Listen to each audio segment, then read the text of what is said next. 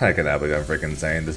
2025 is almost over, and I figured it'd be fun to look back and talk about what, at least in my opinion, favorite things or top and favorite moments of things that happened this year. And because, of course, the fact that I love just having the screen time mostly to myself, most of these moments, of course, will be my personal moments at tournaments. But of course, there will be some other stuff as well that are just in general FGC related. So that being said, though, let us start with number 10. Do not get used to this, alright? For you Dragon Ball FighterZ fans out there, my number 10 favorite moment of 2025 was making top 8 at the Dragon Ball FighterZ 2025 World Championships. Going into last year's World, I did not really have a ton of intention of qualifying for the finals, to say the least, but I still made it anyways. And I ended up in a group with Zanzis, Wade, and Plug. And I thought, hey, cool, maybe I can make top 8. But the fact that it ended up coming down to a 3-way tiebreaker between myself, Zanzis, and Wade, and it came down to me fighting against Wade in a first to 1. Whoever, if I won, I made it through. And then beating him, the person who in the previous year's World Championships is the one that sent me the losers, is the one that beat me at UFA. Pretty good moment, I would say. Then of course I don't think any of us expected Zanzis to come out and destroy us all the way he did. was very good to see. Not very good to fight against, but it was good to see. Even an old guy like me who doesn't play with Dragon Ball FighterZ anymore, you can't really count me out, especially when I got Beerus on the screen. Unless I drop a TOD starter with Goku Black while I'm in Spark. Then you can count me out, otherwise you can't count me out. Basically continuing the idea of World Finals, we got going to my first Arc System Works World Finals. This is what I've been practicing basically the entire year for, qualifying as the top seed in terms of points, which they then changed the entire rules of the World Tour the following year, possibly because of that. But I was able to qualify for my first ARC Finals, and even though I didn't exactly travel very far, it's the second game I've qualified for a Finals for, and so getting a chance to do that and being like, hey, I'm more than just a Dragon Ball player, was a pretty cool thing to be able to do. The only reason it's not higher, it's kind of hard to put higher than number 9 when you go 1 and 2 in group and you get eliminated in groups. And fingers crossed, I do a little better at next year's finals in Korea. My number 8 pick is going to be my 2xKO Tampa Never Sleeps win. Because of that, even though I had, a few other options, I had my first major win at Astral Finish with 2xKO, but it had like 30 entrants in it. Or the fact that I made top 8 at my first Impact tournament, where I ended up 5th place. I really was not very happy with how I played at that event, though. Meanwhile, though, this TNS win, so this was my first 2xKO win in general. I think there was around 140 entrants for the event, and even though some of the top players didn't enter it, there was still my first win. It was still a lot of people. I made it to Grand Finals through winner's side, and won a very tough set against Have a Nice Day to win the tournament. But it was my first 2xKO win, and I'm hoping that it will not be my only 2xKO win. All right, my number 7 pick for my favorite moment of this year is something that some of you guys might actually not even fully know happened, and that is the Grand Slam event. So the Grand Slam event was run by Ultima Shadow, where I was brought on as a coach, and we were given 3 different players with 3 very drastically different experiences when it comes to fighting games and Granblue in general. And so my team was made up of Yozora, who is probably doing some kind of Pokemon Nuzlocke right now, Slime, primarily a Street Fighter player, and FF Sade, who was a Grimnir player before she had joined the team already. And I knew we were going to have a pretty good time probably when Slime first joined and immediately asked, so who's the most brain-dead, broken character in this game? So we were going to have a good time with that, but it was a lot of fun. Hopefully I did an okay job coaching. They 1000% carried me pretty much throughout the event, to where even in the grand finals I didn't even have to play because they just beat everyone. Zane taking out Lord Knight. Yozora, I don't think dropped a single game the entire goddamn event. Was a lot of fun. I was very thankful to be a part of it. And hey, being carried by your team is always good with me. Now, if only my PC didn't blow up in the middle of the event, then we really would have had an easy time. All right, number 6, the announcement of Marvel Tokon and the re-announcement of Avatar Legends. So for those guys who don't know, my first ever fighting game was Ultimate Marvel vs. Capcom 3, and one of the shows that I watched basically continuously growing up from start to finish was Avatar: The Last Airbender on Nickelodeon. The fact that Marvel is getting a brand new fighting game, still unsure about the whole 4v4 thing, but the fact that Marvel's getting a new fighting game, and the fact that the Avatar fighting game, which was originally announced, I believe in 2024, but then canceled, got re-announced, and now appears to be coming out in summer of 2026. And looks pretty cool already. I am very excited for both these games, and the fact that they're both coming out in 2026. I cannot wait. First, we had the era of tag fighters happening with Nen Impact, 2XKO, Marvel Tokon's announcement, but now we've also got the straight up movement focused 1v1 game of Avatar Legends. Straight up, it's gonna be fun, and I can't wait for 2026 so I can actually get a chance to give these games a try when they are finished. Top 5, time for the big guns, and we are starting with something that I'm guessing some of you guys might have thought would have actually been my number 1, and that is my EVO Winners Finals match versus Tororo, where I was able to win in Game 5. So why is this only number 5? Well, the other moments above it are pretty big as well. Also the fact that I kind of was already in top 8 at that point, right? So going into EVO top 8, I felt decently going against Zenith. And then Tororo, I did not think I had a shot at beating him, if I'm being completely honest. That dude absolutely cooked me at the Arc Finals. And I don't think I've seen him lose to a Grimnir, potentially ever. Not only did we force a final round of said Game 5, but I was able to actually beat him and qualify for Grand Finals of EVO. That's a moment I more than likely will never forget. Him being able to do that on the grand stage of the giant arena of EVO. And I am absolutely terrified if I have to fight him again at the Arc Finals next year. My number 4 pick is reaching 5,000 followers on Twitch and 1,000 subscribers on YouTube. So I know most of these have been FGC related or tournament related or upcoming game releases. This one is more on the content side. So when I first started streaming back in the summer, I was basically doing it because, well, I was bored. I'm stuck inside, I'm playing games anyways, so I said screw it. I'm just going to start streaming, and Dragon Ball FighterZ new rank system is going on, and I'm just going to stream myself getting to the absolute highest rank of Dragon Ball FighterZ.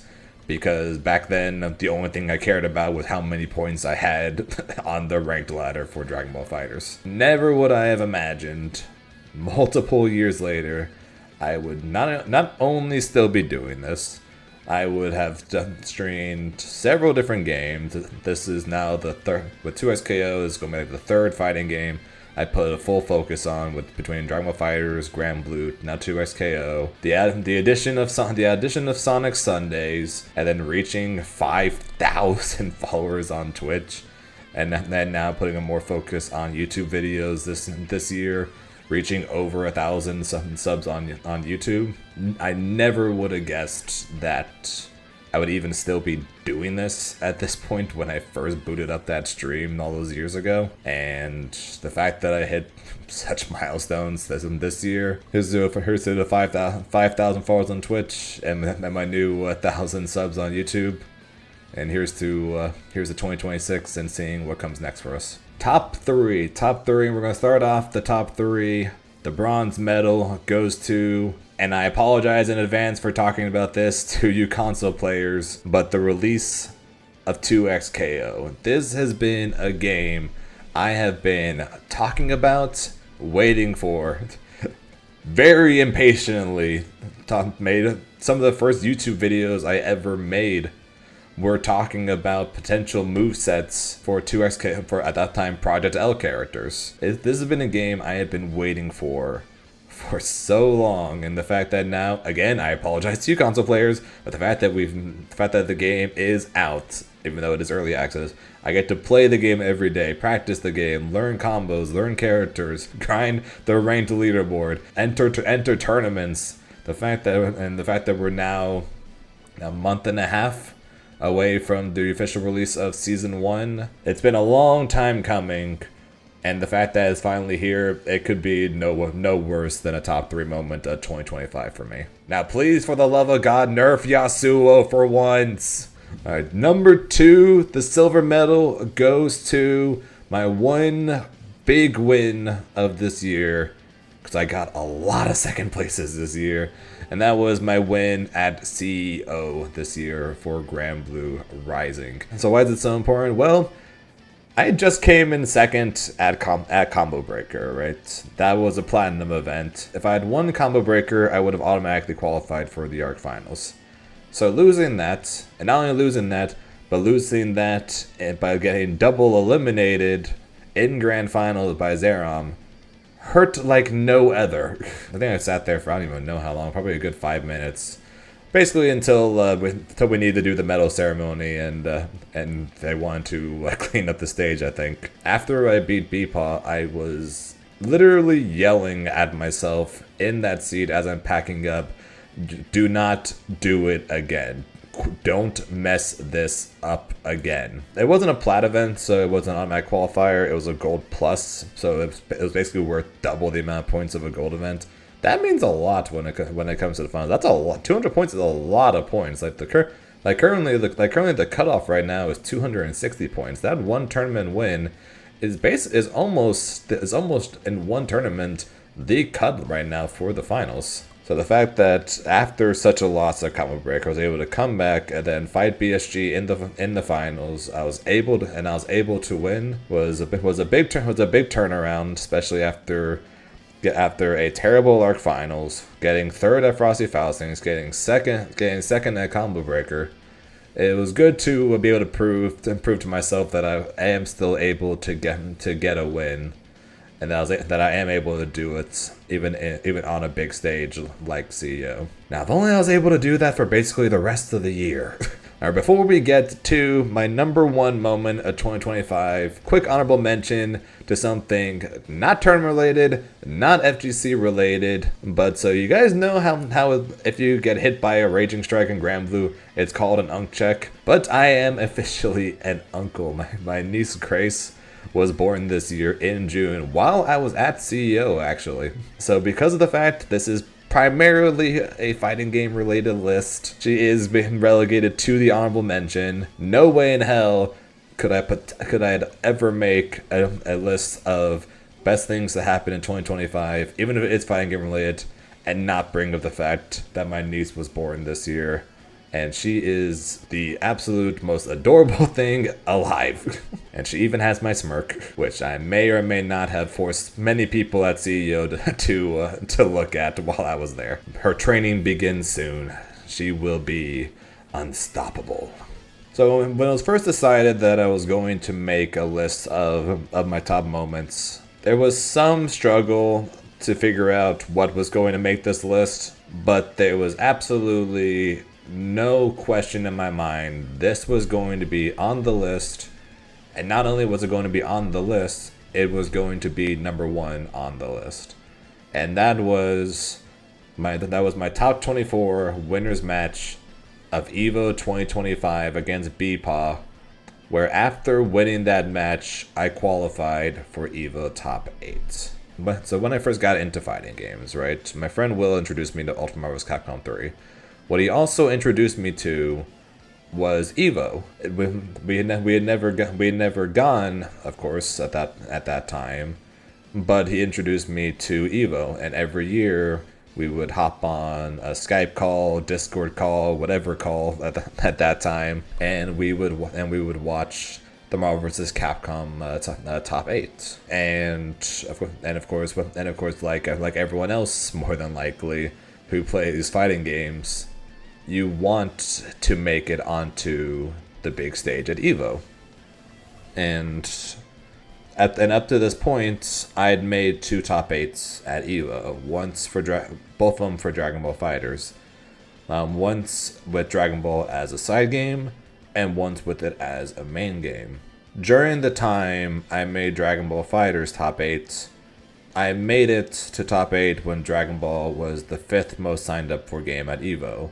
And this was before they changed the layout to where every game is in the arena. But there is no comparison to making top 8 and playing it on that stage at Evo, and making top 8 and playing in the arena at Evo. And the fact that with that win, I qualified for top 8 to play in the arena. Not only did I qualify for it, I got to do it on winner side. And not only did I qualify for top 8, my friends who introduced me to fighting games were there in the crowd watching it happen. I lost it. Like, that was probably the loudest I had yelled in years. Like to the point where for probably at least the next hour. So like after that match ended, I did not have a voice. Like I did not have a voice for at least an hour after that. I was shaking. I could barely walk. After I got off the stage, I hit the ground after I got off that stage. Couldn't process what the heck was happening at that point. Being able to play in that arena is something I never thought I get a chance to do, or just in general for anything I had tried before, from bowling, volleyball, League of Legends to fighting games. All those things I tried and was good at, but never good enough at.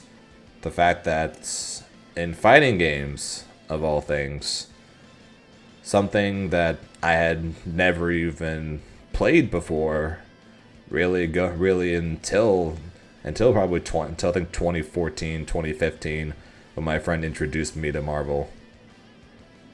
I never would have guessed that in fighting games, that's where I would make it to the pinnacle, where I would make it to the big stage and get to play in front of a giant crowd of people, and who knows how many people are watching at home. And doing that is a moment that's long after I've hung up my hitbox.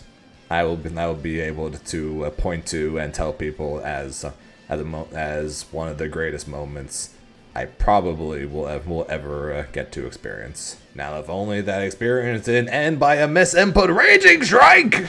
And that is it. That is my personal top 10 moments, and of course honorable mention, for 2025.